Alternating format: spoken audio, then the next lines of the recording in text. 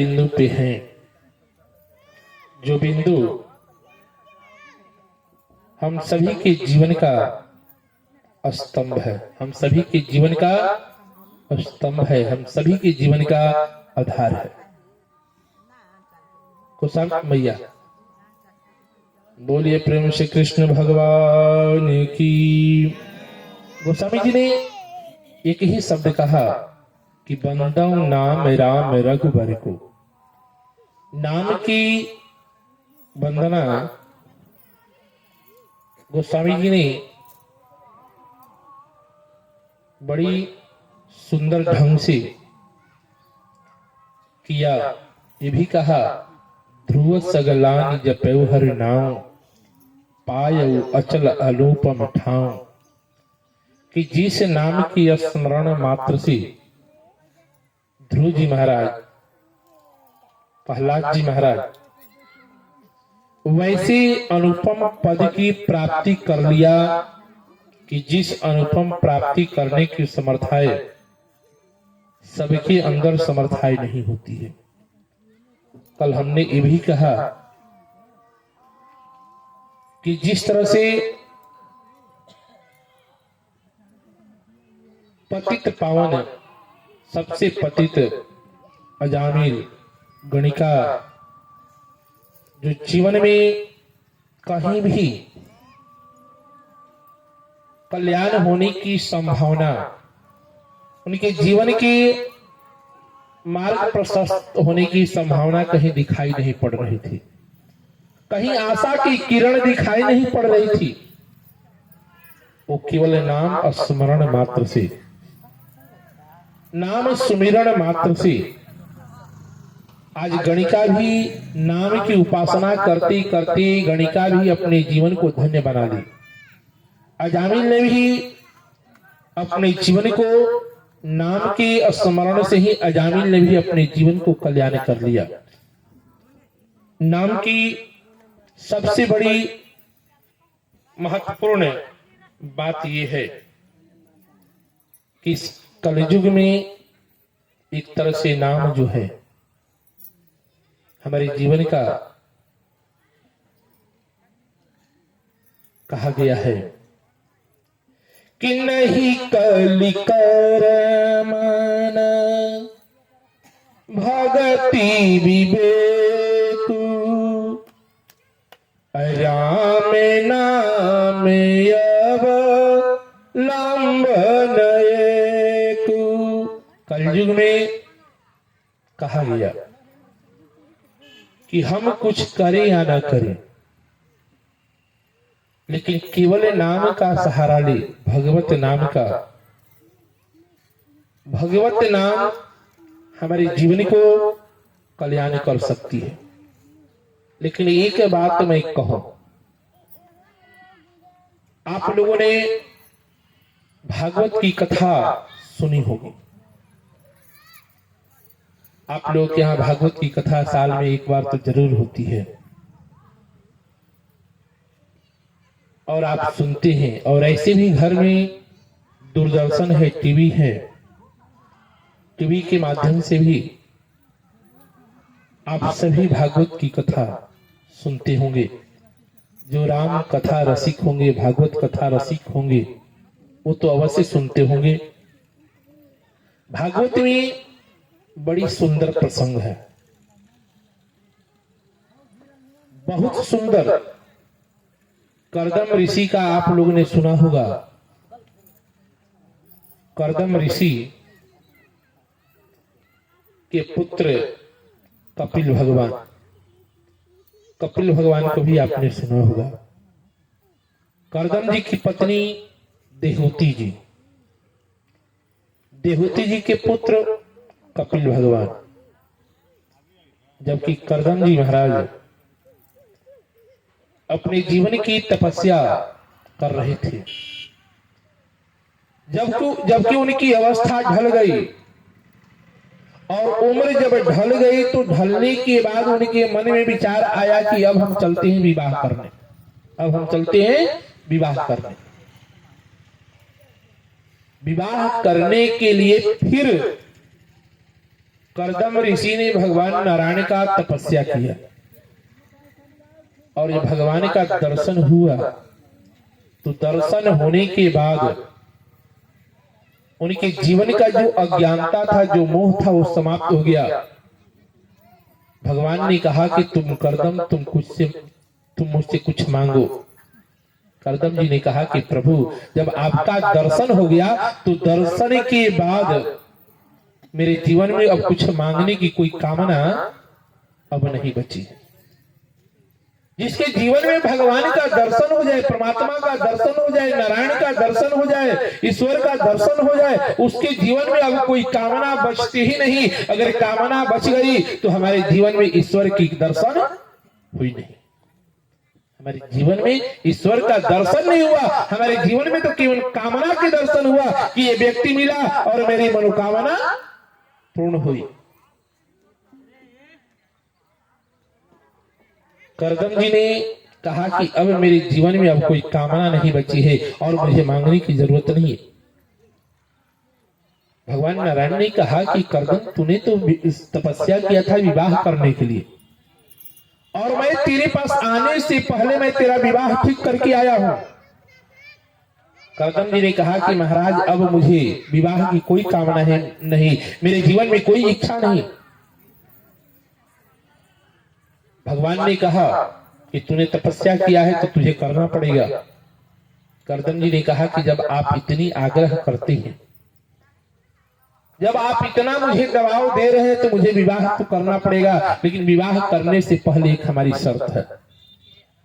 विवाह करने से पहले हमारी एक शर्त है। भगवान ने कहा कि कहो कि जब मैं विवाह करूं तो आपको मेरा पुत्र बन करके आना पड़ेगा। किसको? तो आपको मेरा पुत्र बन करके आना पड़ेगा, तब मैं विवाह करूंगा। भगवान ने स्वीकार कर लिया कि चलो हम तुम्हारा पुत्र बन करके आएंगे। लेकिन कर्दम जी को क्या पता था भगवान की लीला के सामने कि विवाह करने के बाद उनके जीवन में 9 कन्याओं की प्राप्ति हुई। इतने वर्ष निकल जाएंगे, अभी तक न पुत्र की प्राप्ति हुई और न कर्दम जी तपस्या करने गए और अंतिम पुत्र के रूप में कपिल भगवान का जन्म होता है। कपिल भगवान का जन्म होता है। जब कपिल भगवान का जब जन्म हुआ, कपिल भगवान कुछ वर्षों के हो गए। कर्दम जी ने अपनी सभी पुत्रियों का विवाह सप्त ऋषियों से और से कर दिया। बहुत अच्छे अच्छे ऋषि महात्मा उन सभी के साथ अपने पुत्रियों का संबंध करा दिया। विवाह करने के बाद कर्दम जी ने अपनी पत्नी से कहा कि अब तो अपने घर की राजपाट संभालो, अपने पुत्र को संभालो और मैं चला अब भगवान का भजन करने के लिए। विचार कीजिए, ये विचार करने वाली बात है कि जिसके घर में स्वयं नारायण बैठे हो, जिसके घर में स्वयं नारायण बैठे हो, भला वैसे व्यक्ति को नारायण की तपस्या करने जाने की कोई जरूरत थी क्या? जिसके सम्मुख बैठा हो और सम्मुख नारायण को छोड़ करके फिर हम चले नारायण की तपस्या करने के लिए, तो ये तो हमारे जीवन की अज्ञानता है, ये तो हमारे जीवन की मूर्खता है। कर्दम जी ने एक ही शब्द, जबकि जाने से पहले कर्दम ऋषि ने अपने पुत्र कपिल से पूछा कि कपिल, अब मैं जा रहा हूं तपस्या करने के लिए। जबकि घर में जितने परिवार हो, कोई भी कर्म करने से पहले परिवार से सलाह मशवरा करना जरूरी है। और जब तक हम अपने परिवार से राय नहीं लेते हैं ना, विचार नहीं करते हैं ना, हम किसी भी कर्म को करने का अधिकारी नहीं है। कर्दम जी ने कपिल से भी कहा कि बेटा हम चले नारायण को का तपस्या करने के लिए। कहने का मतलब है, कहने का प्रयोजन की कोई भी कार्य करे तो अपने सब परिवारों से सहमति लेकर के कार्य करे तो कार्य की सफलता जो है आपके हाथ लगती है। मैं कहने वाला बात कुछ और हो। जो राम नाम की भक्ति के विषय में, कि राम नाम ही जो है हमारे जीवन का स्तंभ है, कि नहीं कली कर मन भगति विवेको, राम नाम अब लंबन एको। कि इस कलयुग में राम नाम ही एक ऐसा सहारा है, राम नाम ही एक ऐसा स्तंभ है कि जिससे हमारी जीवन की नैया जो है वो पार लग सकती है। ये बात कर्दम ऋषि कपिल जी से तो पूछ करके चले जाते हैं, तो देहूती जी कहते कि प्रभु मैं कहां जाऊं, आप तो तपस्या करने चल दिए और तो मैं कहां जाऊं, मैं किसकी तपस्या करूं, मैं किसकी भजन करूं। कर्दम जी ने कहा कि जब घर के आगे घर के सामने जब गंगा बह रही है तो और जाने की कोई जरूरत है क्या। जब घर के सामने गंगा बह रही है तो उस गंगा में गोता लगाना ही हमारे जीवन का कल्याणप्रद है। अगर घर के सामने गंगा बहती हो और हम उस गंगा को छोड़ करके कहीं और चले स्नान करने के लिए, तो स्नान करने का कोई फल मिलने वाला नहीं है। कर्दम जी ने अपनी पत्नी देहूती जी से कहते हैं कि तेरे घर के अंदर स्वयं गंगा विराजमान है, तेरे घर के अंदर स्वयं नारायण विराजमान है, तो तू उनकी जीवन की सहारा से अपने जीवन को कल्याण कर सकती है। अब देहूती जी ने युक्ति निकाली। देहूती जी अपने घर में एक सिंहासन लगाती है, व्यास मंच लगाती है, बहुत सुंदर ढंग से व्यास मंच को सजाती है और कपिल को स्नान करा करके चंदन तिलक लगा करके और व्यास गद्दी पे बैठा करके व्यास पूजन करने लगती हैं। तो कपिल जी ने कहा कि माँ तू ये क्या कर रही है, माँ तू क्या कर रही है। पूजा तो बेटा का परम कर्तव्य होता है कि बेटा को माँ का पूजन करने का दायित्व है, और माँ जब बेटी के पूजन करे तो फिर हमारे जीवन का कल्याण कैसे होगा, मेरे जीवन तो नरक में मिल जाएगा। देहूती जी एक बात कपिल से पूछती है कि अच्छा कपिल एक बात बताओ। कपिल जी ने कहा कि पूछो मां। यही बात पूछती है कि अगर घर के सामने गंगा बहती हो, गंगा घर के सामने बह रही हो और व्यक्ति घर के अंदर स्नान करे, कल पे, चापा नल पे, कुआं में, तो कुआं पे स्नान करना उत्तम है कि गंगा में जाकर के स्नान करना उत्तम है।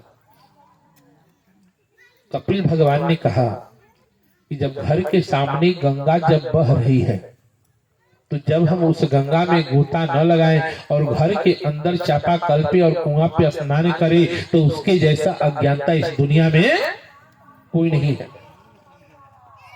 देहूती जी ने कही कि जब हमारे घर में ही स्वयं नारायण मौजूद हो तो हम किसी और के पास हमें जाने की क्या जरूरत है।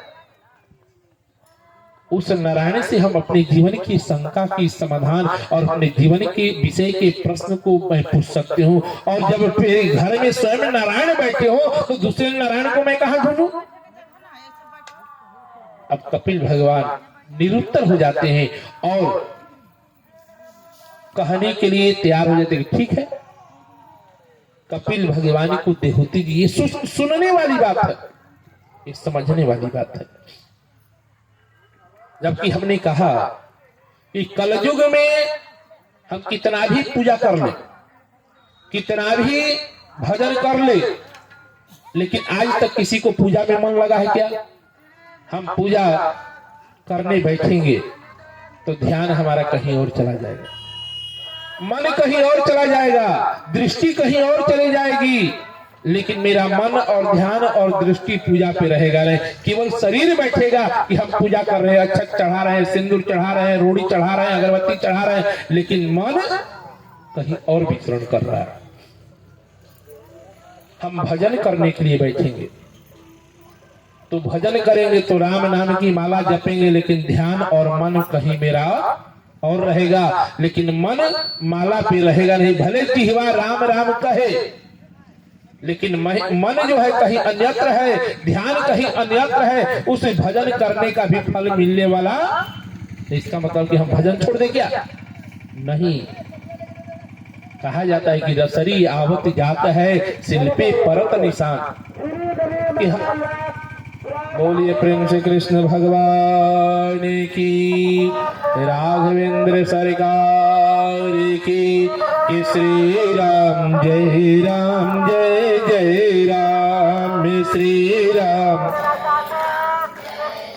राम श्री राम जय राम जय जय राम, श्री राम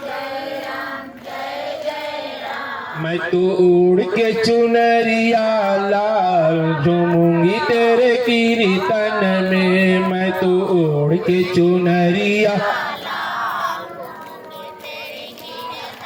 मैं तो उड़ के चुनरिया लाल झूमूंगी तेरे कीर्तन में, मैं तो उड़ के चुनरिया मैं तो उड़ के चुनरिया लाल नाचूंगी तेरे कीर्तन में, मैं तो उड़ के चुनरिया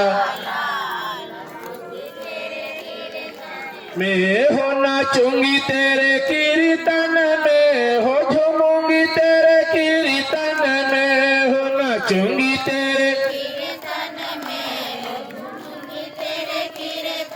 मैं हो नाचूंगी तेरे कीर्तन में, हो झूमूंगी तेरे कीर्तन में, हो नाचूंगी तेरे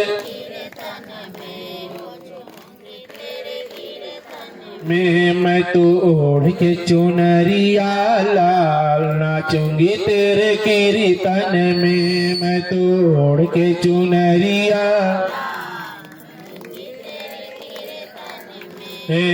बिन देखे मोहे चैन न आवे, बिन देखे मोहे अवे तेरे सिवा कोई और न भावे, तेरे सिवा कोई अवे तेरे सिवा कोई और न भावे, तेरे सिवा कोई अब मेरी भी संकट टाल नाचूंगी तेरे कीर्तन में, अब मेरी भी संकट नाचूंगी तेरे में, हो नाचूंगी तेरे कीर्तन में, हो झूमूंगी तेरे कीर्तन में, हो नाचूंगी तेरे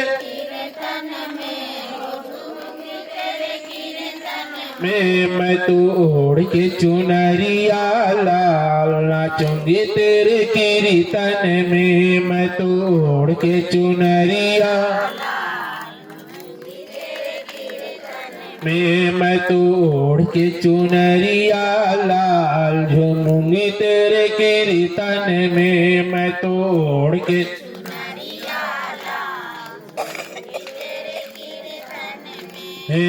तेरे चरणों में शीस नवाऊं, तेरे चरणों में आऊं, तेरे चरणों में शीस नवाऊं, तेरे चरणों में ओ जी भर के तेरे दर्शन पाऊं, जी भर के तेरे मेरे हाथों में फूलों की हार झूमूंगी तेरे कीर्तन में, मेरे हाथों में फूलों की मैं हो झूमूंगी तेरे कीर्तन में, हो नाचूंगी तेरे कीर्तन में, हो झूमूंगी तेरे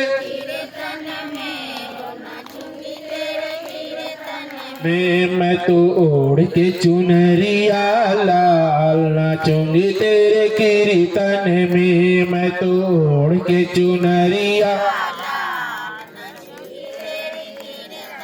मैं तोड़ के चुनरिया लाल नाचूंगी तेरे कीर्तन में। मैं तोड़ के चुनरिया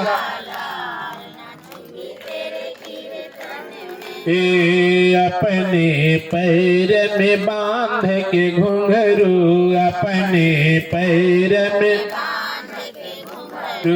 अपने पैर में बांध के घुंघरू, अपने पैर में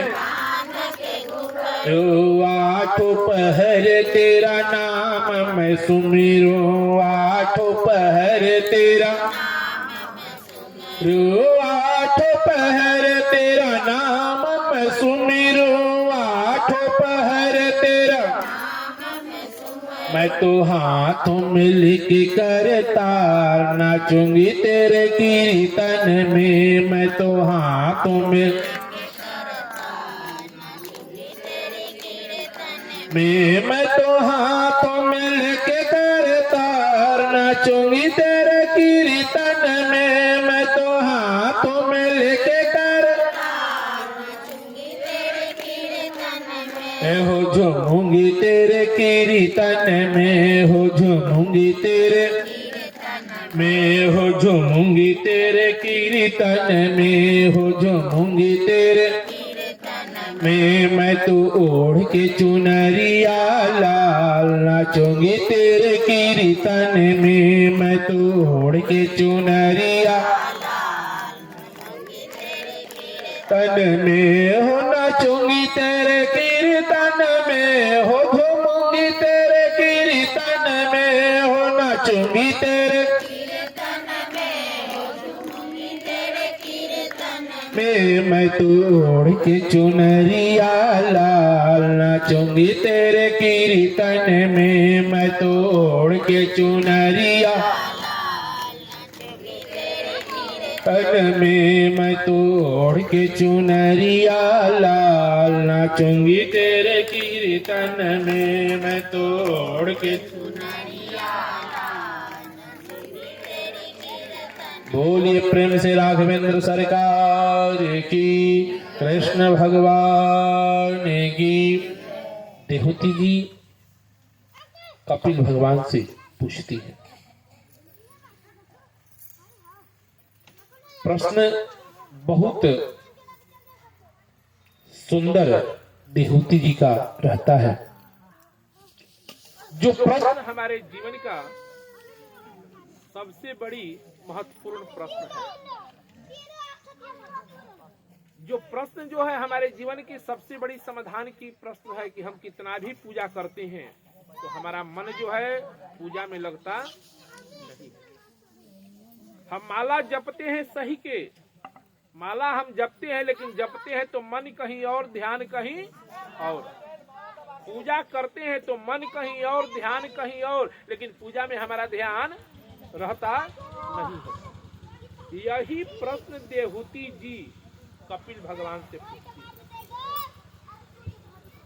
कि हमारे जितने भी इंद्रिय हैं, ज्ञानेंद्रिय हो, कर्मेंद्रिय हो, ये सभी इंद्रियां जो हैं ये हमारे बस में नहीं है। जबकि रहता मेरे साथ है, खाता मेरे साथ है, सोता मेरे साथ है, सब क्रिया मेरे साथ करता है, लेकिन हमारी आदेश मानता नहीं। बोलिए प्रेम से कृष्ण भगवान की। लड़के को जाती है जी, उधर लड़के को। जबकि जितने भी इंद्रिय हैं सब हमारे साथ खाते हैं, सभी हमारे साथ सोते हैं, सभी हमारे साथ पीते हैं, सभी हमारे साथ रहते हैं, उठते सोते जागते बैठते, ये हमारा साथ है। लेकिन ये हमारे सबसे बड़े शत्रु भी हैं, सबसे बड़े शत्रु भी हैं। शत्रु इसलिए है कि मैं जब मैं चाहती हूं कि हमारा ध्यान जो है, हमारा मन जो है, हमारा चित्त जो है ये आपके चरणों में लग जाए, आपके चरणों में बंध जाए, लेकिन बंधता नहीं है। जबकि यही बात जब भीष्म पितामह जब मरने लगे जब मरने लगे तो भगवान श्री कृष्ण से भीष्म पितामह ने क्या कहा? भगवान श्री कृष्ण से भीष्म पितामह ने बहुत सुंदर शब्द कहे। भीष्म पितामह ने कहा कि प्रभु, मैं आपका हाथ जो है, मैं आपका हाथ, एक हमारी बेटी है। भीष्म पितामह ने कहा कि एक हमारी बेटी है और जिस बेटी का विवाह आज तक हुआ नहीं है। अब जो भीष्म पितामह आजीवन ब्रह्मचारी का संकल्प लिया हो, जिस भीष्म पितामह का कोई संतान न हो, अगर भीष्म पितामह कहे कि हमारी एक बेटी है, तो दुनिया के लोगों को सुनने में तो आश्चर्य जरूर होगा। जबकि जितने लोग वहां सुने, पांचों पांडव भी है, द्रौपदी भी है, आदि आदि और लोग हैं, और उन्हीं के सामने भीष्म पितामह ने भगवान श्री कृष्ण से कहा कि प्रभु, एक हमारी बेटी है और उस बेटी का विवाह आज तक हुआ नहीं है।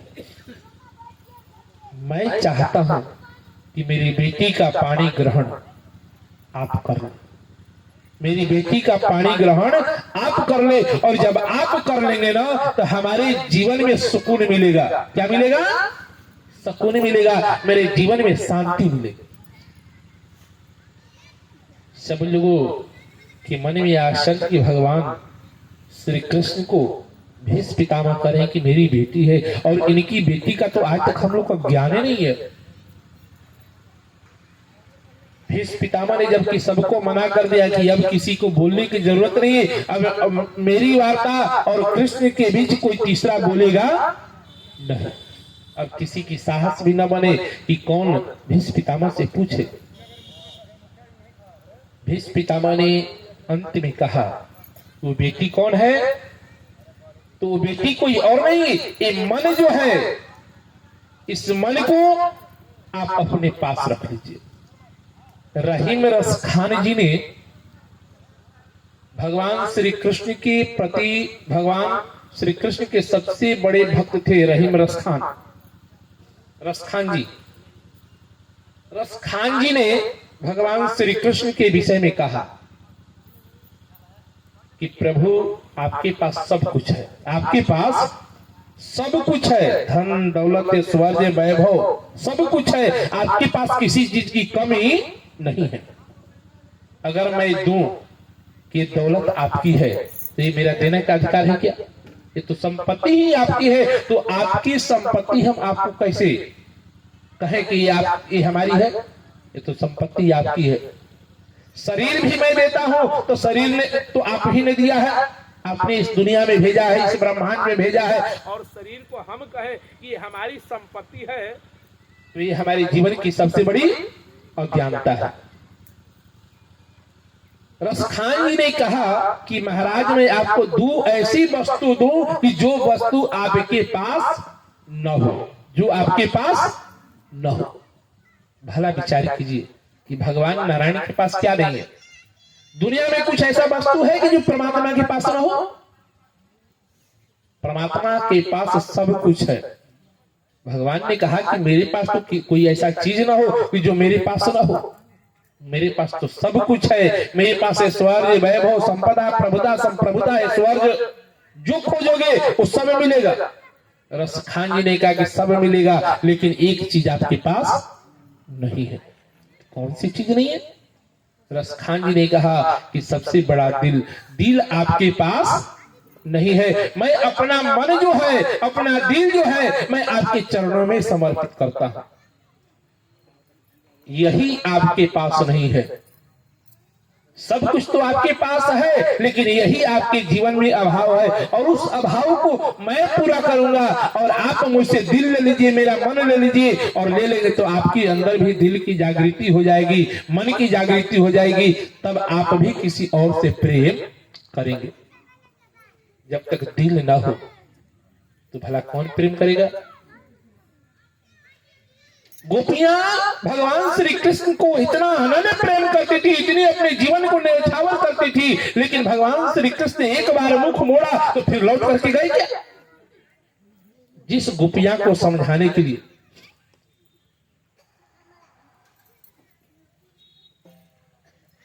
कितने लोगों ने आकर के समझा दिया। उद्धव जैसे ज्ञानी जो अपनी ज्ञान के अहंकार में चूर रहते थे, ज्ञान की अहंकार में चूर रहते थे, और गोपियों को समझाने के लिए उद्धव जी गए तो उनकी ज्ञान की गठरी भक्ति की प्रवाह में, भक्ति की धारा में ऐसी बही कि उनका ज्ञान ही विलुप्त हो गया, और उस भक्ति की धारा में इतने बह गए, इतने डूब गए कि कन्हैया के पास जाकर के उद्धव को कहना पड़ा कि कन्हैया तू कितना बड़ा निष्ठुर है रे, तेरे हृदय में कहीं वेदना नहीं है, तेरे दिल में कहीं, तेरे मन अंतःकरण में तेरी भावना नहीं है। उस गोपियों को बिलखती रोती छोड़ करके तू आकर के निष्ठुर बन करके इस यहां मथुरा में आके बैठा। कहने का मतलब, कहने का अभिप्राय, भीष्म पितामह ने यही बात कहा कि प्रभु मैं अपना मन जो है मैं आपके पास मैं रखता हूं, आपसे संबंध बनाता हूं कि आपका मन हो जाए। यही बात देहूती जी कपिल भगवान से कहती हैं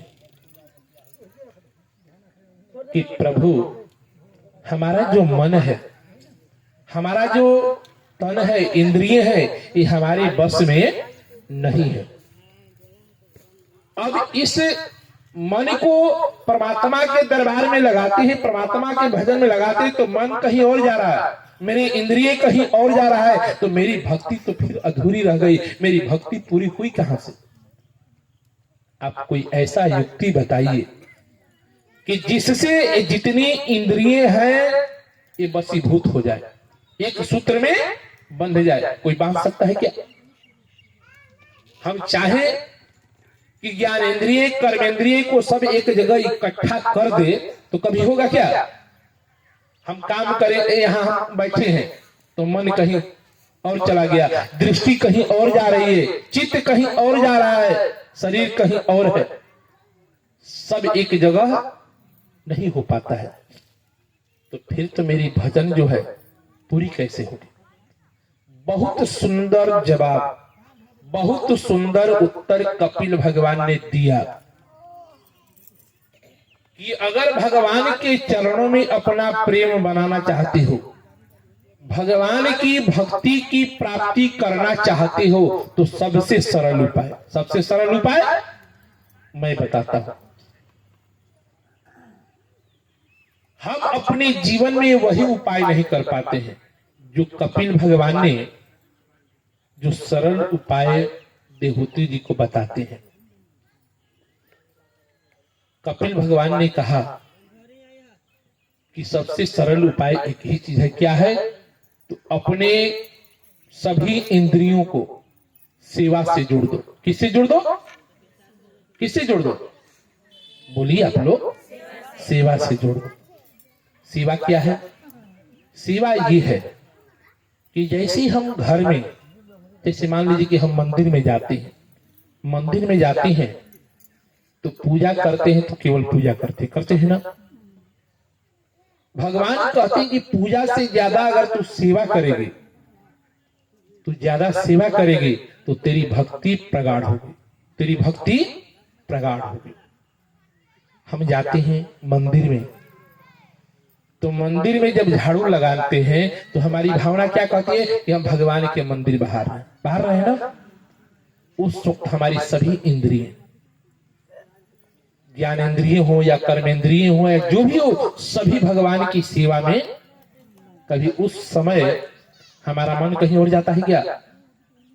केवल भगवान के मंदिर बाहर रहे, भगवान को स्नान करा रहे हैं, भगवान की पूजा कर रहे हैं हाथों से, जैसे भी वो शारीरिक रूप से। तो उसी तरह कपिल भगवान ने अपनी मां देहूती जी से कहा कि मां, तू अपने घर को मंदिर पहले बना, अपने घर को मंदिर बना दे। और उस जब घर को मंदिर बना देगी तो झाड़ू भी लगाना है तो किसका लगाना है? तो भगवान के मंदिर में लगा रहे हैं प्रतिदिन। भोजन तो हम अपने लिए बनाते हैं, भोजन सबके यहाँ बनता है ना, हम लोग प्रसाद कहते हैं। आप लोग भोजन कहते हैं, खाना कहते हैं, जबकि खाना भोजन नहीं। घर में प्रसाद बनना चाहिए। क्या बनना चाहिए? प्रसाद। अच्छा, एक बात मैं आप लोगों से कहूं, आप लोग घर में भोजन बनाती है ना? प्रतिदिन वही तेल मसाला नमक तेल सब दिन डालती है, जैसे तैसे बनाती है भोजन। लेकिन ऐसे हम तेल मसाला भी अधिक दे करके बनाते हैं। तेल मसाला डाल दिए, गरम मसाला भी डाल दिए, सब कुछ डाल दिए, सब कुछ दे करके बनाए कि थोड़ा स्वादिष्ट बने। इसका निर्णय आप लोग दीजिएगा, हम नहीं देंगे। वो भोजन जिस दिन हम तेल मसाला खूब अधिक डालकर चटक मटक बनाए, वो भोजन। और एक दिन छठ इतवार किए, छठ और इतवार सबके घर में होता है ना, और छठ इतवार के बाद हम भोजन बनाते हैं। वो भोजन जिसमें उतना मसाला चल रहा है तो कौन बात का है, डाल जो है वही डाल, होता है ना। वो दोनों भोजन का स्वाद में अंतर है। आप ही लोग बताइए कौन भोजन अच्छा लगता है? छठ इतवार जिसमें कोई मसाला नहीं। कारण क्या है? कभी आपने विचार किया? आप लोगों ने कारण क्या नहीं? इसमें भगवान की कृपा तो है, साथ भी आपकी मन स्थिति की भी क्रिया है। हमारे पास लोग आते हैं, हमारे पास यहाँ पे तो नहीं, लेकिन यहाँ के बगल गांव में हम बेला में भी गए हैं, बेला में भी जग हुआ है, कसुपुर में भी हुआ है। बेला के 10-5 आदमी हमेशा रहते थे बड़ी भाव से। हमारे यहाँ प्रसाद बनता था, तो भोजन तो किसी का तो बनता नहीं है, प्रसाद बनेगा तो अधिक बनता था। अधिक हम हमारे यहाँ अधिक बनता भी है। ठाकुर जी को भोग लगा, थोड़ा थोड़ा सबको मिल जाता था। तो जो लोग खाए तो कहे कि बाबा आपके यहाँ तो कुछ नहीं, तो इतना अच्छा लग रहा है। हमारे घर सब कुछ बनता है तो अच्छा नहीं लगता है। अब हम आप लोग का रीजन बता रहे हैं, प्रयोजन बता रहे हैं, क्यों अच्छा लगता है। यही बात भीष्म पितामह ने द्रौपदी से बात कहते हैं, इसलिए कि हम उदाहरण भी वही देंगे जो शास्त्रीय प्रमाण हो। भीष्म पितामह जब 5 पांडवों को जब बाण की सेज पे पड़े थे, मरणासन स्थिति पे, 5 पांडवों की शिक्षा दे रहे थे कि राजा बनने के बाद परम कर्तव्य ये है कि एक कार्य करना चाहिए। जब आंखों के सामने अत्याचार हो, किसी स्त्री का अपमान हो, तो देख करके उसे अनदेखा नहीं करना चाहिए, नहीं तो सबसे बड़ा दोष लगता है। और जब ये बात भीष्म पितामह ने कहा तो द्रौपदी को हंसी आ गई। द्रौपदी से कि जब हंसी आई तो भीष्म पितामह ने पूछा कि बेटी तुम हंसी क्यों? द्रौपदी ने कही कि बाबा अकारण मुझे हंसी आई, अकारण मुझे हंसी आ गई। भीष्म पितामह ने कहा कि नहीं बेटी, कुलवती स्त्रियां अकारण नहीं हंसती, जब तक कोई कारण न हो तब तक हंसती नहीं है। तुम्हारी हंसी को लेकर के हम मरना नहीं चाहते हैं। द्रौपदी ने बताई कि बाबा हमें वो दिन याद है कि जब दुशासन मेरा चीर खींच रहा था ना, तो पहले आप ही थे और आपसे हमने रक्षा की गुहार लगाई थी और आपने देखा तक नहीं। मैं आपको अपमान नहीं कर रहे हूं। भीष्म पितामह ने क्या कहा? भीष्म पितामह ने यही कहा कि बेटी उसमें हमारी दोष नहीं थी। तो किसकी दोष थी? भीष्म पितामह ने कहा कि दोष मेरी नहीं थी, दोष किसका था? तो हमने दुर्योधन का अन्न खाया था। किसका अन्न खाया था? दुर्योधन का अन्न खाया था। और दुर्योधन का अन्न जो था वो दूषित था, दुर्योधन का अन्न विकृति का था और हमने दूषित अन्न को खाया तो मेरी विचार भी दूषित हो गई, मेरी मन भी विकृति हो गई, जिसके कारण मैं तुम्हारी रक्षा नहीं कर पाया। आज जो है मेरे शरीर से रक्त जो है दुर्योधन का खाया हुआ रक्त प्रवाहित हो चुका है। आज मेरे शरीर में शुद्ध रक्त की प्रवाहित हो रही है, इसलिए मेरे विचार भी शुद्ध है कि जैसा खाएंगे अन्न वैसा होगा हमारा मन। इस यही बात मैं आप लोगों से कहने वाला हूं कि आप प्रतिदिन भोजन बनाती है और रविवार और छठ का भी भोजन बनाती है। दोनों में भाव का, आप ही का भाव का अंतर है। प्रतिदिन आप दिनचर्या मान करके बनाते हैं कि हमारा काम है भोजन बनाना। ये बात है ना, हमको बना करके रख देना है कि बेटा भतार आएगा तो खाएगा, नहीं तो नहीं समय पर दूंगी तो स्कूल छूट जाएगा, काम छूट जाएगा, ड्यूटी छूट जाएगा। फॉर्मेलिटी अदा करते हैं ना। हम हाथ पैर धोवे कि नहीं धोवे, जैसे तैसे ये न के न प्रकारे न, हमने भोजन को बना दिया। एक बात और मैं आप लोगों से कहूंगा, आप ही लोग बताइएगा, ये उत्तर हम नहीं देंगे, ये उत्तर आप लोगों को देना होगा, इसलिए कि निर्णय आपका और आप ही उसका निर्णायक भी। मान लीजिए कि घर में पति पत्नी का झगड़ा हुआ, झगड़ा तो होता है, झगड़ा हो गया, घर में भोजन बनाने वाला कोई नहीं है। उस दिन भोजन भी बनाइएगा तो गुस्से में बनाइएगा ना, हंसी की बात नहीं है, रियलिटी में कह रहा हूं। गुस्से में भोजन बनाइएगा और जो वो भोजन करेगा, जो व्यक्ति, उस भोजन का आपका गुस्से का प्रभाव उस भोजन पे पड़ता है। और जो भी खाएगा ना, उस दिन पूरा दिन वो सब परिवार, बेटा हो या बेटी हो, जैसे जो हो, सबके मन में क्रोध की भावना बनी रहेगी। बनती है कि नहीं? आप लोग सच्चे मन से कहिएगा, बन जाता है। जिस भाव से बनाइएगा। और छठ इतवार के दिन आप लोग का भाव बहुत सुंदर रहता है कि ना, बड़ी शुद्ध से बनाओ, भोजन प्रेम से बनाना है, तो भाव उस अन्न में प्रवेश कर जाता है, भाव।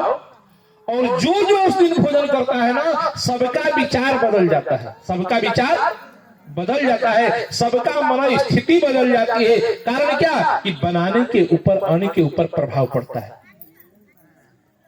जिस व्यवहार से बनाएंगे वैसा मनोवृत्ति पे बनेगा। आज हमारे जीवन का संस्कार कहां से खत्म हो रहा है? तो खान पान से पहले खत्म हो रहा है। खान पान से पहले हमारे घर की स्थिति बिगड़ रही है। जब खान पान ही सही होगा तो कभी हमारे जीवन की, घर की वास्तु स्थिति बिगड़ने वाली नहीं। ये हमारी गारंटी है, ये मेरी गारंटी है कि खान पान अगर सही होगा तो कभी आपके घर की स्थिति बिगड़ने वाली नहीं है, आपका घर का परिवार बिगड़ने वाला नहीं है, आपके बच्चे का संस्कार बिगड़ने वाला नहीं है। पहले अन्न के ऊपर संस्कार पड़ता है। अन्न भी दूषित है, अन्न भी दूषित है। उस अन्न के दोष को कैसे आप लोग निकालते हैं? जबकि भागवत में वर्णन आता है कि जिस गृहस्थ आश्रम में 5 यज्ञ न हो, वो गृहस्थ आश्रम कहलाने का अधिकारी नहीं है। तो अन्न के दोष को समाप्त करने के लिए 5 यज्ञ किया जाता है। अन्न के दोष को समाप्त करने के लिए कौन कौन सा? तो पहला दोष है, जैसे हम खेती करते हैं तो कितने कीटनाशक दवा का इस्तेमाल करते हैं, कितने जीव जंतु मर जाते हैं, तो दोष कहां जाता है? तो अन्न के ऊपर जाता है। और जब दूषित अन्न खाएंगे तो मेरा विचार भी दूषित होगा। तो उस दोष की निवृत्ति के लिए पहले हर घर में 5 यज्ञ होता था। आज पता नहीं होता होगा कि नहीं होता होगा, लगभग 10% तो जरूर होता होगा, 90% नहीं होता है। पहला क्या होता था कि हम घर में जब भोजन बनाने के लिए जाते थे, आपके यहाँ भी होता होगा कि जब चावल जब तसला में डालते थे तो हम उसे ओंछ करके कहां डालते थे? तो अग्नि में।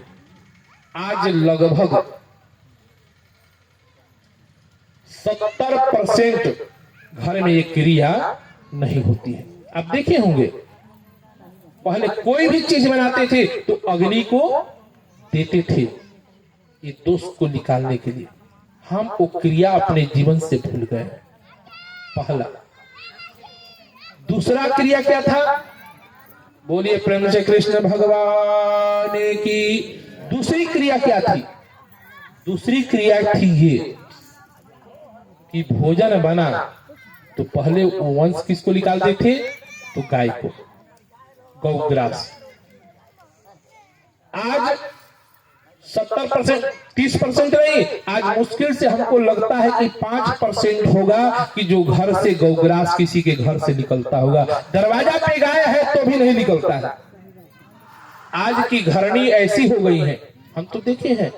अरे देख ले, कहीं नीमक तेज हो तो घरवा के गर्जी बनवाई तो बोले लगे हैं, तो तसले पे, कराहिए पे, चूल्हे पे चिख लेते हैं। हम गलत कह रहे हैं? लगभग। तो बताइए कि जब आपे जब चटनी बन जाइएगा तो पूरा घर का हाल क्या होगा? उस घर का संस जो है समाप्त हो जाएगा। घर का संस। एक बात और मैं कह दूं, घर को घर नहीं कहते हैं, घर को घर नहीं कहते हैं। हम खूब अच्छा मकान बना दे, खूब अच्छा बिल्डिंग बना दे, उसको घर हमारा शास्त्र बना करता है कि वो घर नहीं है। घर किसको कहते हैं? तो गृहिणी गृह मुदच्यते, मतलब गृहिणी को घर कहा गया है। किसको कहा गया है? गृहिणी को। और जिस घर में गृहिणी न हो वो घर घर नहीं है। ऐसे भी कहा जाता है कि बिन घरनी घर भूत के डेरा। जिस घर में ऐसे एकाध घर मिल जाएगा कि जिस घर में स्त्री नहीं है, उस घर की दशा देखिए। जैसे ही उस घर के अंदर प्रवेश कीजिएगा ना तो जैसे लगता है कि कोई भूत बैठा हो, एकदम विलवान जैसा लगता है, जैसे वो घर काटने को दौड़ रहा है। लेकिन एक बात और मैं कहूं, ये तो सब ठीक है, अभी तो क्रिया तो और है, लेकिन अभी हमने दो ही क्रिया बताई है। ये दोनों मुख्य होता है।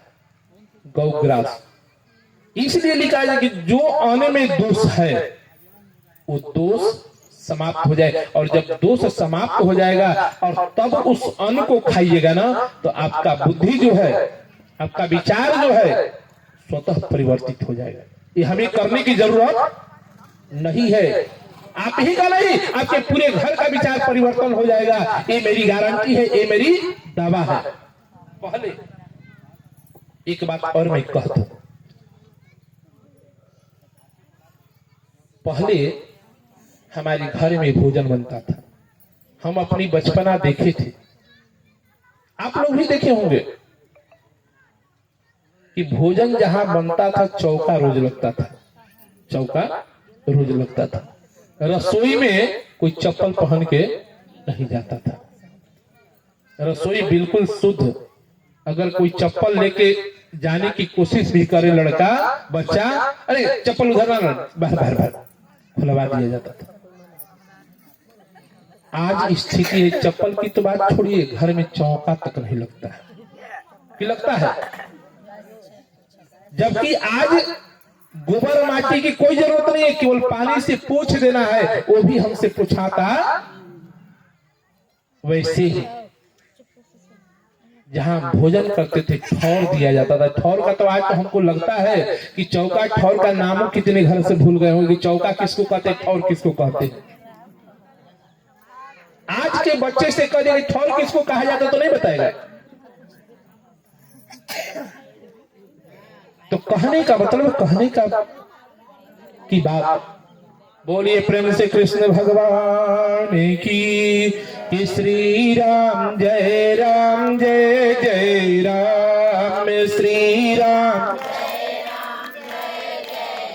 हम श्री राम जय राम जय जय राम श्री राम हम श्री राम जय राम जय जय राम श्री राम राम नगरिया बन गईल धाम की बोलो भैया जय सिया राम नगरिया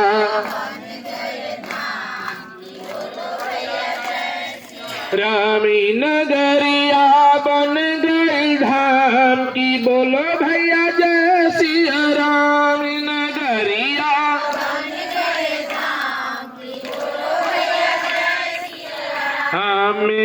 जय सिया राम हो, जय सिया राम, जय सिया हम, जय सिया राम हो, जय सिया राम, जय सिया राम। हम नगरिया बन गइल धाम की, बोलो भैया जय सिया राम। नगरिया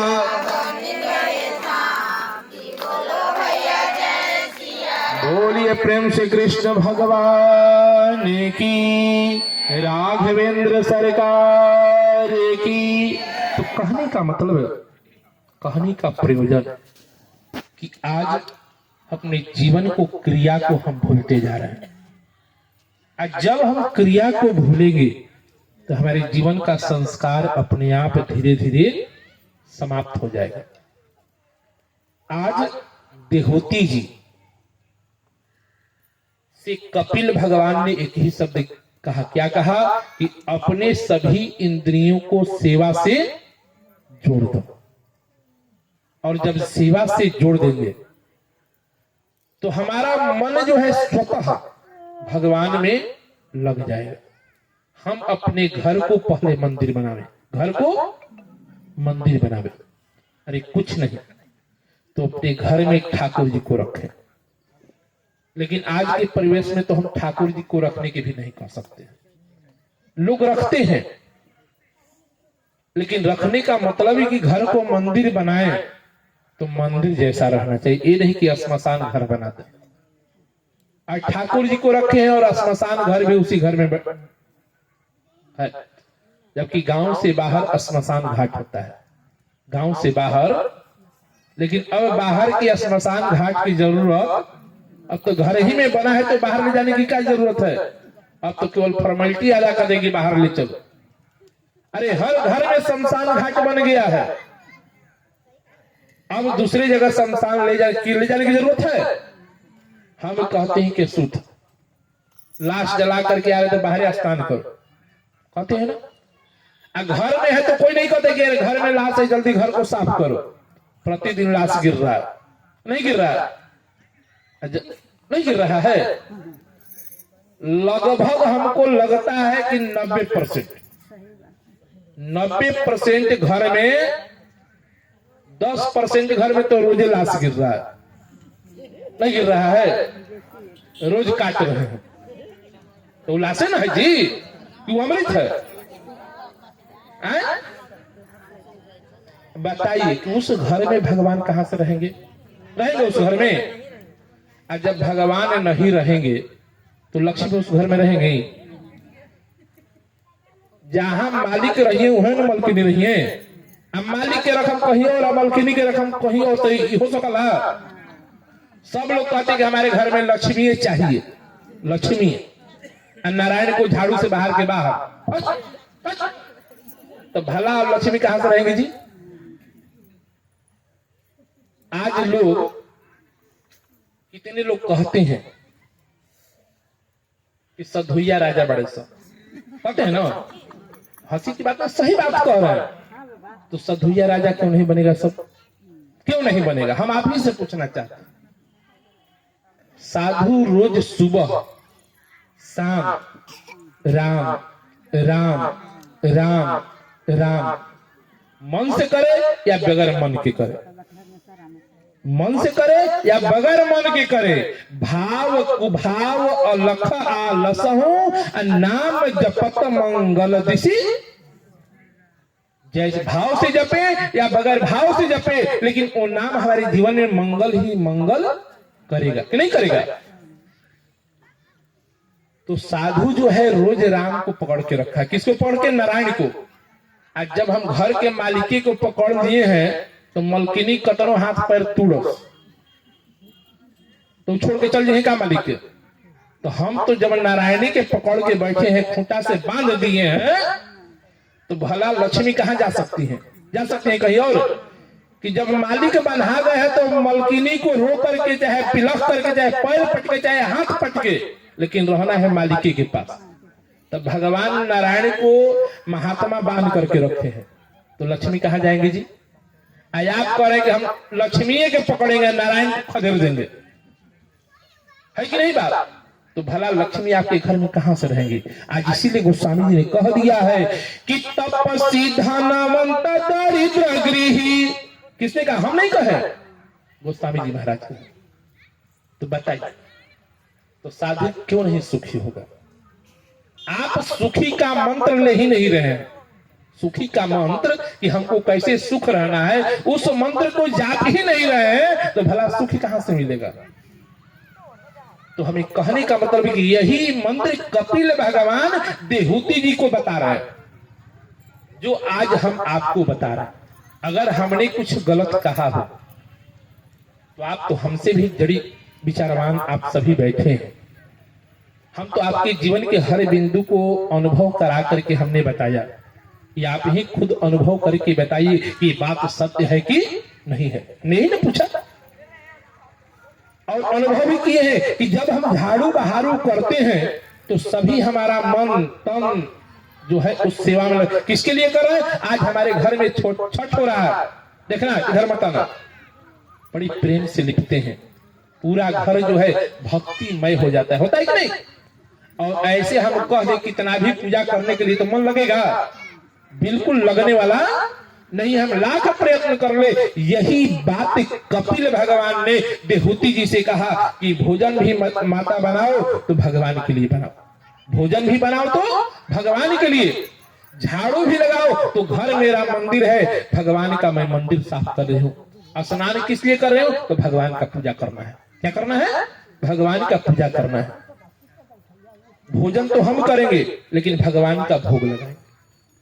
जब भगवान के भोग लगा करके खाएंगे ना, तो उसके जितने भी दोष होगा ना, वो सभी दोष समाप्त हो जाएगा, और उस प्रसाद जैसा स्वाद आ जाएगा। और जो प्रसाद अन्न को ग्रहण करेगा, सबकी विचार शुद्ध हो जाएगा, सबकी विचार शुद्ध हो जाएगी। एक बात और मैं अनुभव की बात बताता हूं। आप सभी आज इस कथा में बैठी हैं, और आप घर से में भी टीवी चला करके कथा सुनती हैं, टीवी चला करके कथा सुनती है। कथा दोनों जगह हो रहा है, वहां भी कथा हो रही है और यहां भी कथा हो रही है। लेकिन उस जगह पे कथा सुनते होंगे तो आपका मन चित्त तन स्थिर नहीं रहता कि रहता है? नहीं रहता है। उधर से पोता आ गया, उधर से बहू आ गई, उधर से मालिक आ गए, उधर से बेटा आ गया, मम्मी, तो मम्मी का ध्यान बट गया। लेकिन यहाँ पे आप 2 घंटे से बैठी हैं, कभी ध्यान घर की ओर गया क्या? कभी पोता पे गया क्या? कभी पोती पे गया क्या? क्या मालिक के ऊपर गया क्या? आपको ये भी पता नहीं कि हमारा शरीर कहाँ है, कि है पता? शरीर का देहाभिमान बिल्कुल नहीं है, केवल मन जो है कहाँ बैठा है? तो भगवान की कथा में। वो भी मन को पता नहीं है कि हम कहाँ बैठे हैं, केवल राम कथा पे ध्यान है। तो बताइए दोनों में अंतर है कि नहीं? और राम कथा में और भगवान की सेवा, इस कलयुग के लिए 2 ही बताया गया है कि अगर 2 क्रिया को हम अपना लें तो परमात्मा की प्राप्ति, परमात्मा की भक्ति हमारे जीवन में बहुत जल्दी मिलती है। परमात्मा की कृपा बहुत जल्दी होती है। और सबसे बड़ा कलयुग में यही कहा गया है कि नहीं कली कर मन। इस कलयुग में कुछ जरूरत नहीं है, न तपस्या करने की, न जग कराने की, न पूजा करने की, न पाठ करने की, न जप करने की। क्या है कि नहीं कली कर मन भगति विवेक राम नाम अवलंबन। केवल राम ही एक है जो हमारे जीवन की स्तंभ है, और ये स्तंभ सेवा से मिल सकता है या सत्संग से। सत्संग के माध्यम से आपकी जीवन की जो भक्ति है बहुत जल्दी मिलेगी। ये हम नहीं कहते, भागवत की कथा आप लोगों ने सुनी होगी। लेट नहीं ना हो रहा है, हम बढ़ाए ना, इसलिए कि हम भी अब निश्चिंत हैं। अब जे बजे तक कहिएगा उतना बजे तक कथा कहेगा। अब हमको टेंशन अब हमारा सब बिल्कुल, हम भी टेंशन फ्री हो गए। हम बढ़ा रहे हैं कि श्री राम जय राम जय जय राम, श्री राम जय राम जय जय राम, श्री राम जय राम जय जय राम, श्री राम जय राम जय जय। बोलिए प्रेम श्री कृष्ण भगवान की, राघवेंद्र सरकार की। तो देहूती जी को करदम ऋषि ने और हम आपको अभी हमने कहा कि नहीं कलि कर्म न भगत विवेको, राम नाम अवलंबन एको। अभी हमने कहा कि जग कराने की कोई जरूरत, तो फिर आप कह सकते बाबा तो फिर ये जग किस लिए, आडंबर किस लिए, ये प्रश्न उठ सकता है। तो जग जो है, जग किसी को कराने का अधिकार आजकल काल में अकेले किसी का नहीं है। अकेले पे सब वर्जित है। आप तपस्या भी नहीं कर सकते हैं। कलयुग में तपस्या की प्रधानता नहीं, केवल नाम जप की प्रधानता है कि नाम जप कीजिए। इस जग के माध्यम से आपको सत्संग मिलता है। क्या मिलता है? सत्संग।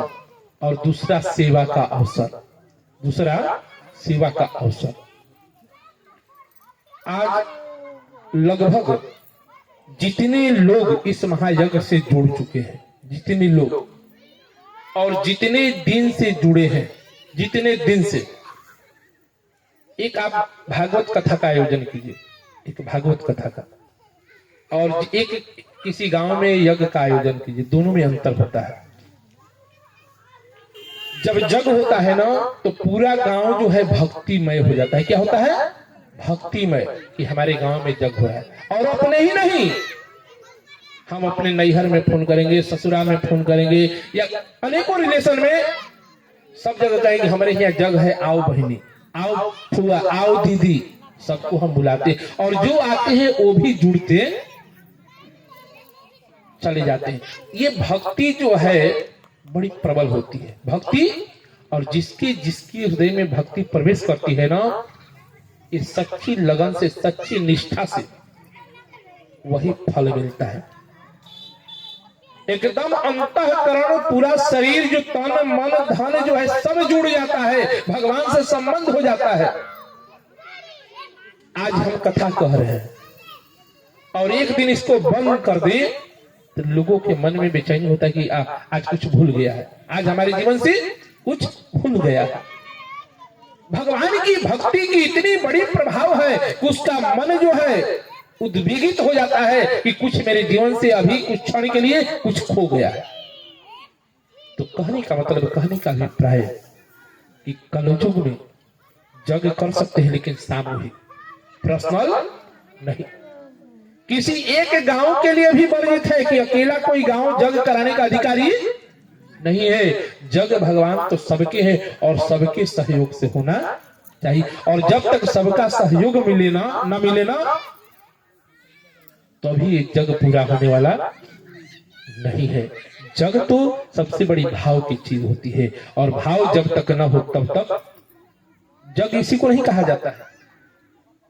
यज्ञ केवल यज्ञशाला बना दे और हवन पूजा पाठ करे, उसी को यज्ञ नहीं कहा जाता है। हमने अभी क्या कहा कि गृहस्थ को 5 यज्ञ करना चाहिए।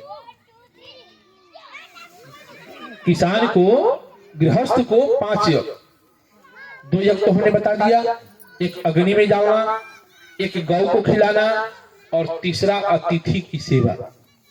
जिस घर में अतिथि की सेवा ना हो, अतिथि कौन है? ये नहीं कि परिचित आ गया वो अतिथि है, उसकी अतिथि में गिनती नहीं है। जिसका कोई अता ना हो, कोई पता ना हो, वो आपके दरवाजे पे आ जाए ना, वो अतिथि है। मान ले कि हित कुटुंब आए तो उसको अतिथि नहीं कहा जाता है, तो हमारे परिचित हैं। अतिथि कोई न जान हो न पहचान हो, वो दरवाजे पे आ जाए और उसको 1 गिलास जल न दीजिए, 1 गिलास पानी न दीजिए, कुछ सेवा न कीजिए, तो आपको गृहस्थ कहलाने का अधिकारी नहीं। वो भी एक यज्ञ है। किसान खेती करता है ना, तो खेत जो है हवन कुंड है, क्या है, और उसमें जो बीज डालता है ना वो आहुति है। क्या है? आहुति है। वो भी एक यज्ञ है। हम भोजन बनाते हैं, अब भोजन बना करके थाली में परोसते हैं ना, तो थाली क्या हो गया? समिधा, पात्र, और उसमें चावल जो भोजन रखा हुआ है वो समिधा हो गया। मुख जो हो गया वो अग्नि कुंड हो गया। क्या हो गया? और उस समिधा इस अग्नि कुंड में आहुति देते हैं, और आहुति देते हैं तो ये भी एक यज्ञ है। ये भी एक जग से जब कल्याण न हो तो उसे जग नहीं कहते हैं। एक ही सूत्र में हम बता दिए कि जिस कार्य को करने से कल्याण न हो वो कभी जग कहलाने का अधिकार नहीं है। जहां कल्याण शब्द आ गया, कल्याण शब्द जुड़ गया, उसी को जग कहा जाता है। व्यक्ति प्रति क्षण प्रति समय हर व्यक्ति जग करता है, हर व्यक्ति जग करता है। केवल जगशाला बना करके हवन करना ये जग नहीं होता है, ये भी जग है। लेकिन जिस क्रिया में कल्याण शब्द आ जाए वो जग है। सबसे सरल बात एक ही में कह दूं। अब आगे हम नहीं चलेंगे, इसी के प्रसंग पे भी हम चलेंगे, ध्यान देंगे कि हमने अभी कहा कि राम नाम, गोस्वामी जी ने राम नाम की वंदना किया। जिस राम नाम की महत्ता को भगवान भी नहीं गा सकते। एक छोटी सी दृष्टांत मैं सुना दूं। जब प्रभु श्री राम और राम की जितनी भी सेना थी, बंदरी सेना, समुद्र में सेतु का निर्माण कर रहे थे, सेतु का निर्माण कर रहे थे। सभी लोग अपनी अपनी सेवा से उस समुद्र में पत्थर को डालते, राम राम लिख करके सब पत्थर तैरने लगता। प्रभु श्री राम ने विचार किया कि सब लोग कार्य कर रहे हैं और हम बैठे, हमें भी कुछ करना चाहिए, हमें भी कुछ करना चाहिए। प्रभु ने सोचा कि चलो हम भी देखते हैं पत्थर डाल करके कि समुद्र में तैरता है कि नहीं तैरता है। लेकिन सबके सामने डाले तो कैसे डाले? इसलिए कि बड़ा व्यक्ति कार्य करे और वो कार्य करे और कहीं गलती हो गया तो उसकी मान मर्यादा का हनन होगा। आज प्रभु ने विचार किया कि पहले सबकी नजरों को बचा करके छुप करके इस क्रिया को हम करें। अगर क्रिया सार्थक हो जाती है तब हम भी इस कार्य को करेंगे। अब जो व्यक्ति कभी जीवन में चोरी न किया हो, जो व्यक्ति कभी जीवन में चोरी न किया हो और उसको कोई कहे कि चलो भाई चोरी कर ले, तो चोरी करते करते पकड़ा जाएगा। इसलिए कि उसकी तो प्रवृत्ति होती है, लक्षण होती है। वो जाएगा तो चारों तरफ देखते चलेगा कि कोई देख तो नहीं रहा, बार बार देखेगा, पीछे मुड़कर, दाएं मुड़ करके आगे देखेगा, पीछे देखेगा, कोई हमको देख नहीं ना रहा है, और वो अपनी चाल से ही पकड़ा जाता है कि जरूर कुछ दाल में काला है। भगवान भी चले आज जीवन की पहली बार कि छुप करके इस क्रिया को हम करें, जबकि हनुमान जी की दृष्टि हमेशा प्रभु के ऊपर ही रहती थी। इसलिए हनुमान जी प्रभु श्री राम के सबसे बड़े अनन्य भक्त थे। हनुमान जी ने देखा कि आज प्रभु की जो चाल है बड़ी अजीब है। आज तक इस तरह से इनको चलते देखा नहीं था। हमेशा दाएं बाएं आगे पीछे देख रहे हैं, मुड़ मुड़ करके। लगता है कि जरूर कुछ बात है कि प्रभु ऐसी क्यों जा रहे हैं। हनुमान जी भी अपना काल छोड़ करके हनुमान प्रभु के पीछे लग गए छुप करके कि बात क्या है, मैं आज देखूं। प्रभु तो सबकी नजरों को बचा करके समुद्र के किनारे जाकर के बैठ गए और पत्थर को लिया, और पत्थर को लेकर के जैसे ही समुद्र में डाला, उस समुद्र में पत्थर डूब जाता है। आज वही पत्थर भगवान के नाम को लिख करके जितने भी बांदरी सेना है डाल रहे तो तर रहा है, और भगवान डाल रहे तो पत्थर डूब जा रहा है। प्रभु ने विचार किया कि हमने डाला तो कहीं गलती से न डाला गया हो। फिर दूसरा पत्थर लिया और दूसरे पत्थर पे उन्होंने विचार किया कि सब लोग राम लिख करके डाल रहे हैं तो हम भी राम लिख करके डाल दें। अपने ही नाम की सहारा स्वयं प्रभु श्री राम अपने ही नाम का सहारा लेते हैं, और उस पे राम शब्द लिखा और लिख करके समुद्र में डाल दिया, फिर डूब गया। हनुमान जी देख रहे हैं जब तीसरी बार उन्होंने सोचा कि तीसरी बार डाल करके देखो कहीं डालने में गलती हो गई हो, और जैसे ही लेकर के डालना ही चाहे वैसे ही हनुमंत लाल जी ने कहा कि प्रभु आप ये क्या कर रहे हैं। अब लगा कि हमारी चोरी खुल गई, हमारे अभेद खुल गया। हनुमान जी ने कहा कि प्रभु ये क्या कर रहे हैं। प्रभु ने कहा कि हनुमान मैंने सोचा कि मैं बैठा हूं, थोड़ी देखूं अगर हमारे डालने से पत्थर तैरने लगे तो हम भी इस समुद्र में लग करके पत्थर को थोड़ा डालेंगे तो जल्दी निर्माण हो जाएगा। हनुमान जी ने कहा कि प्रभु आप ये बताइए, कुछ दुनिया के लोग जो हैं आपके नाम के सहारा से लोग जीते हैं, आपके चरणों में आकर के अपने जीवन की रक्षा की भीख मांगते हैं, और इस समुद्र की सामर्थ्य क्या कि जिसको आप ठुकरा दें, जिसको आप अपने हाथों से अपने चरणों से परित्याग कर दें, उसका भला समुद्र की इतनी साहस कैसी, क्षमता कैसी, वो पत्थर को जगह दे दे। जिसे स्वयं नारायण ठुकरा दे, और नारायण जिसको ठुकरा दे, दुनिया में कोई सामर्थ्यवान है क्या कि उसे कोई रख सकता है। अगर दुनिया में कोई समर्थवान है तो कोई केवल संत है। भगवान के ठुकराए हुए जीव को संत जगह दे सकते हैं, लेकिन संत के द्वारा ठुकराए हुए व्यक्ति को परमात्मा भी जगह देने में असमर्थता अपने जीवन को जाहिर कर देते हैं कि जब संत जिसे ठुकरा दे उसे हमें भी रखने की सामर्थ्य नहीं है।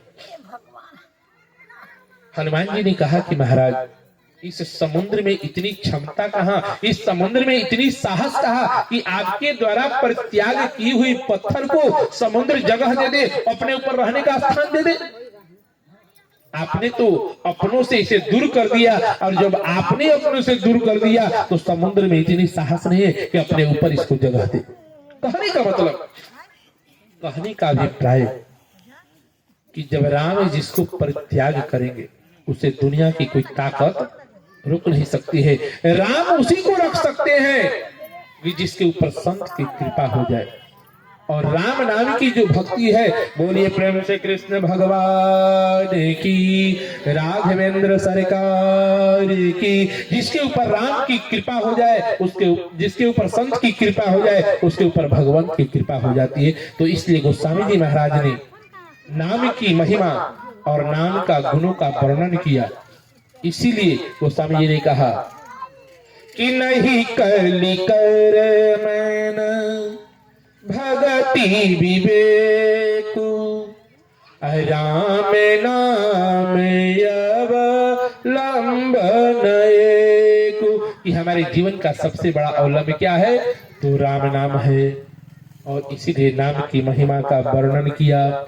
इसके आगे कल भगवान की कथा इस रामचरितमानस की शुरू होगी कि सादर शिव ही नाई अब माथा वर्ण विशद राम गुण गाथा। लेकिन राम की कथा अभी शुरू होने वाली नहीं है, कारण कि राम की कथा तो तभी होगी जब तक शिव की कथा न हो। बगैर शिव कथा की राम कथा की पूरी नहीं होती है। तो हम तो कोशिश करेंगे, इसलिए कि हमारी भी समर्थाएं नहीं कि 7 दिन में राम की कथा को समाप्त कर सके। हम लोग कथा समाप्त करने में 2 महीना 3 महीना लग जाता है। तो कहने का मतलब कि इसी में हम चाहेंगे कि जितनी हमसे सेवा बने उतनी जरूर करेंगे, आपकी सेवा करेंगे। आइए इसी के साथ वाणी के विराम, और सभी राम भक्तों को जय श्री राम। 2 बार प्रभु के नाम, उसके पश्चात आरती की हम स्वागत करेंगे। आरती के बाद प्रसाद लेकर के तब घर